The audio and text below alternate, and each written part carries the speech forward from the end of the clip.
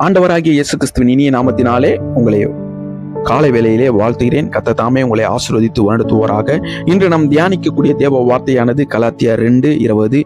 கிறிஸ்துவுடனே கூட சிலுவையில் அறையப்பட்டேன், ஆயினும் நான் அல்ல, கிறிஸ்துவே எனக்குள் பிழைத்திருக்கிறார். அன்பானவர்களே, இந்த வசனம் முழுவதுமாய் கிறிஸ்துவ வாழ்க்கையின் ரகசியத்தை சொல்கிறது. ஒரு கிறிஸ்துவ வாழ்க்கையில் எப்படி இருக்க வேண்டும் என்பதை அப்போஸ்தலர் பவுல் மிகவும் தெளிவாக விளக்குகிறார். இந்த வசனத்தில் 3 முக்கிய உண்மைகள் இருக்கிறது. முதலாவதாக, பழைய மனிதன் சிலுவையிலே அறையப்பட வேண்டும். கிறிஸ்துவுடனே கூட சிலுவையில் அறையப்பட்டேன் என்று பவுல் சொல்கிறார். இதன் அர்த்தம் என்னவென்றால், நம்முடைய பழைய பாவ வாழ்க்கை, பழைய சுபாவம், சுய இச்சைகள் நம் சிலுவையிலே முதலாவது அறைய வேண்டும். ஒரு மனிதன் கிறிஸ்துவை ஏற்றுக்கொள்ளும் போது அவன் வாழ்க்கையில் மாற்றம் ஏற்பட வேண்டும்.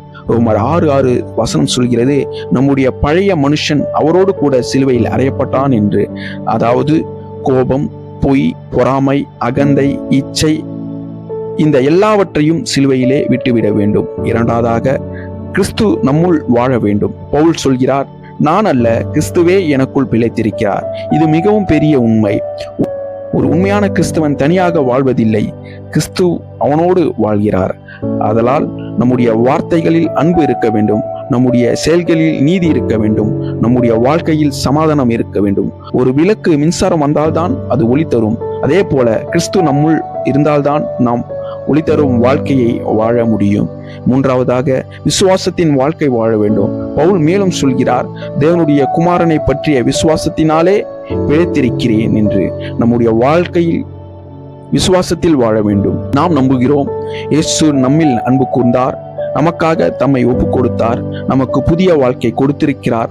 ஆதலால் நம்முடைய ஒவ்வொரு நாளும் விசுவாசத்தோடு வாழ வேண்டும். அன்பானவர்களே, இந்த வசனம் நமக்கு ஒரு அழைப்பை கொடுக்கிறது. பழைய மனிதனை சிலுவையில் வைத்து விடுங்கள், கிறிஸ்துவை நம் வாழ்க்கையில் வாழ அனுமதிக்கவும், விசுவாசத்தோடு புதிய வாழ்க்கையை வாழவும்.